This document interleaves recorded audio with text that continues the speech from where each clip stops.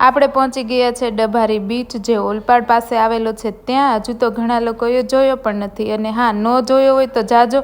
મસ્ત એવું લોકેશન પણ સારું છે અને મંદિર પણ બહુ જ મસ્ત છે. 7 ખોડિયારમાં અને તેમની 6 બહેનો, 7 બહેનોનું ત્યાં મંદિર છે, અને સાંઈબાબાનું પણ છે અને મહાદેવ પણ છે.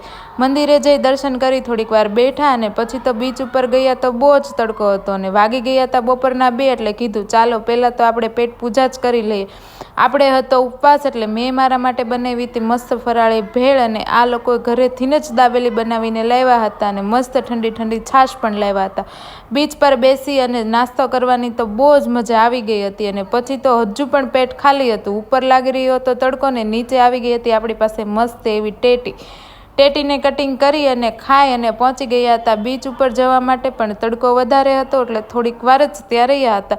આ બાજુ આશીષ બનાવી રહ્યા હતા તેમની રીલ્સ, અને અમે લોકો થોડીક વાર દરિયાના મોજા સાથે મજા લીધી હતી. દરિયાનું પાણી બહાર નહોતું આવતું, અંદર જતું રહ્યું હતું, એટલે પછી અમે લોકોને થયું કે ચાલો આપણે પણ અહીંયાથી નીકળી જઈએ. અમે રિટર્ન થઈ ગયા હતા ને બસ આજના વિડીયોમાં આટલું જ, અને તમે પણ જરૂરથી એકવાર ડભારી બીચની મુલાકાત લેજો.